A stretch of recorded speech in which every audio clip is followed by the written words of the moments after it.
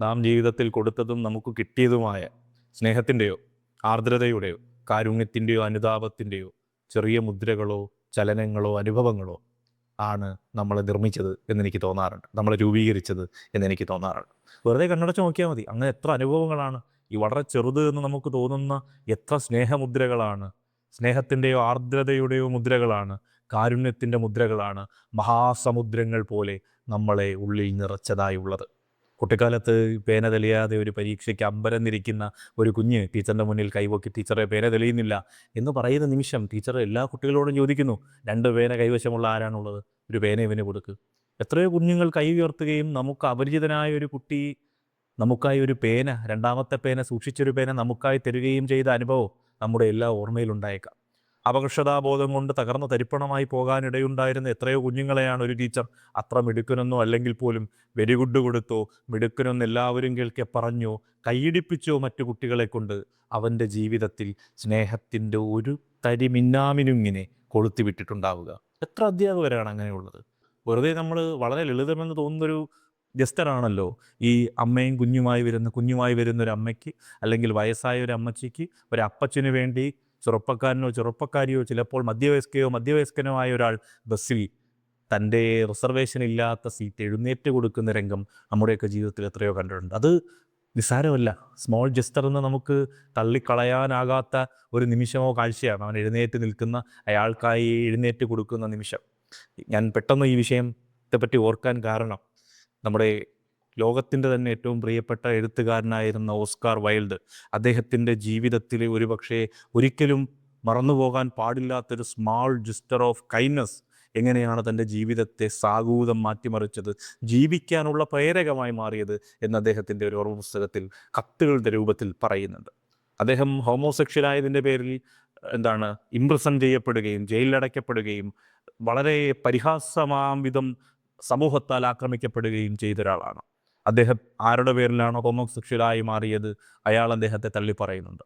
ഒരിക്കലും ജയിലിൽ കിടക്കുമ്പോൾ അദ്ദേഹത്തെ ഒന്ന് കാണുന്നില്ല.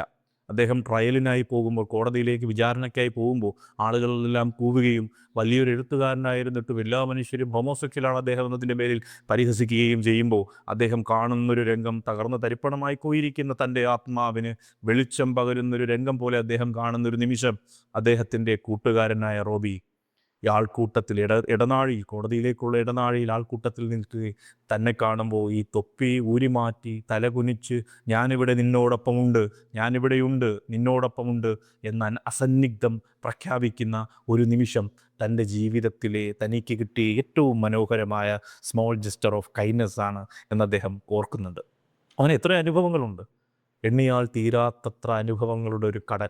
പ്രവാസികളായ മനുഷ്യർക്ക് അറിയാൻ പറ്റും, ഈ ദുബായ് സിനിമയിലൊക്കെ കാണുന്നത് പോലെ അതിൽ കുഞ്ഞാപ്പൂട്ടിക്ക അദ്ദേഹത്തോട് മമ്മൂട്ടിയുടെ കഥാപാത്രം പറയുന്നൊരു രംഗമുണ്ടല്ലോ, ഞാനിങ്ങനെ പട്ടിണിപ്പാവമായി പാസ്പോർട്ട് കയ്യിലില്ലാതെ ഈ പോർട്ടിൽ വന്നിറങ്ങുമ്പോൾ നിങ്ങൾ വാങ്ങിച്ചു തന്നൊരു കാലിച്ചായ, അതിൻ്റെ കടം എത്ര രൂപ തിരിച്ചു തന്നാലാണ് തീരുക എന്നൊരു ചോദ്യം ചോദിക്കുന്നുണ്ട്.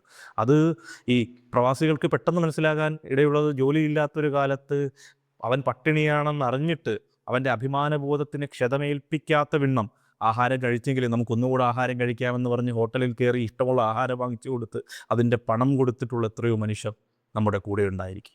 അവരാഹാരം കഴിക്കുമ്പോൾ ആ ആഹാരത്തിൻ്റെ പണം കൊടുക്കുന്നത്, ഒരു ബസ്സിൽ കയറുമ്പോൾ കൂടെയുള്ള ചിലപ്പോൾ എത്രയോ കാലങ്ങൾക്ക് പഴയ ഒരു ബന്ധമുള്ള ഒരാൾക്ക് ടിക്കറ്റിൻ്റെ പണം കൊടുക്കുമ്പോൾ ആ കൊടുക്കുന്ന നിമിഷം, ആ കിട്ടുന്ന ഒരാളെക്കാൾ അനുഭൂതി കൊടുക്കുന്ന ഒരാൾ അനുഭവിക്കുന്നു എന്നുള്ളത് പ്രധാനപ്പെട്ട കാര്യമാണ്. കാഴ്ച എന്നുള്ള സിനിമ നിങ്ങൾ ആലോചിച്ചാൽ മതി.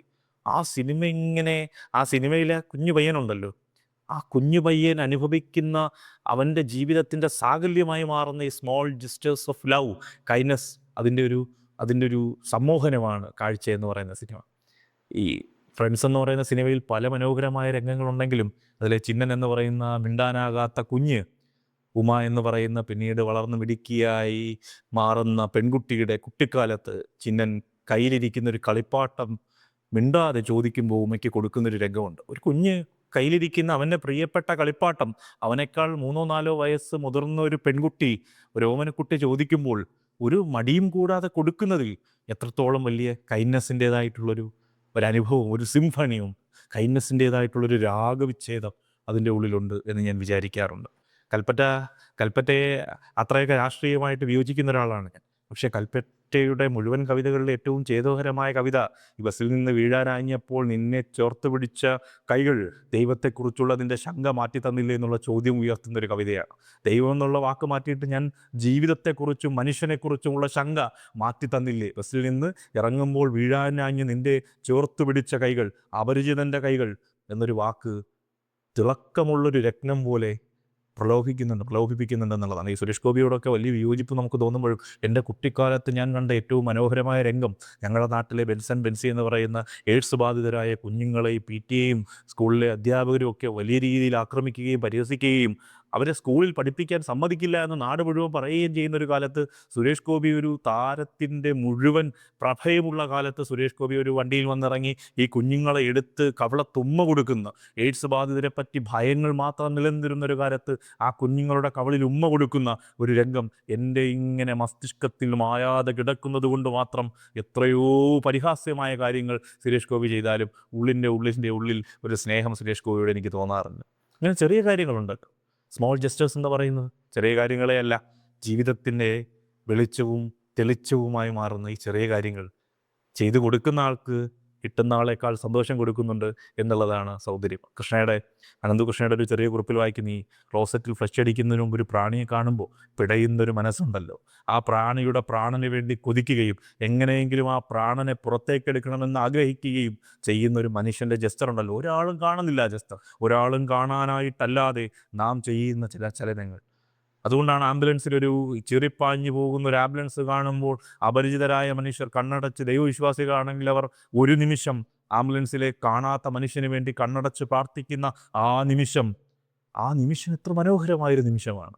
ആ നിമിഷത്തിൻ്റെ എത്ര ഭംഗിയുള്ള ആഴമുള്ളൊരു നിമിഷവും സ്മോൾ ജസ്റ്റർ എന്ന് വിളിക്കാവുന്ന പ്രഫുല്ലമായ ഒരനുഭവമായി നമുക്ക് വായിക്കാനാവില്ല. അതുകൊണ്ട് ജീവിതത്തിൻ്റെ എല്ലാ തിരക്കുകൾക്കിടയിലും, എല്ലാ മത്സല്യങ്ങൾക്കിടയിലും, എല്ലാ വഴക്കുകൾക്കിടയിലും ഒരു സ്മോൾ ജസ്റ്റർ ഉണ്ട്. അത് സ്നേഹത്തിൻ്റെയാകാം, കരുണയുടേതാകാം, അപാരമായ വാത്സല്യത്തിൻ്റെതാകാം. ശ്രീനാരായണ ഗുരു ആലുവയിലൊരു ക്ഷേത്രത്തിൽ പുലയനായിട്ടുള്ള തേവനെ കയറ്റുന്ന രംഗത്ത് കാണുമ്പോൾ, നേരിട്ട് കാണുന്ന നാരായണ ഗുരു കണ്ണ് നിറഞ്ഞ് തൂവുന്നതായി അദ്ദേഹത്തിൻ്റെ ജീവചരിത്രത്തിൽ ഞാൻ വായിച്ചു. തേവനല്ല കയറിയത് ദേവനാണ് എന്ന് പറയുന്ന നാരായണ ഗുരു, അത് ഒരു സ്മോൾ ജസ്റ്റർ അല്ല എന്ന് നമുക്കിന്ന് തിരിച്ചറിയാൻ പറ്റുന്നുണ്ട്. അതുകൊണ്ട് ജീവിതത്തിൽ നിർലോഭമായി സ്നേഹത്തിൻ്റെ, അനുതാപത്തിൻ്റെ, കാരുണ്യത്തിൻ്റെ ചെറുമുദ്രകൾ, ചലനങ്ങൾ, അനുഭവങ്ങൾ പ്രഖ്യാപിക്കാൻ, അത് സ്വീകരിക്കാൻ നമുക്ക് കഴിയും.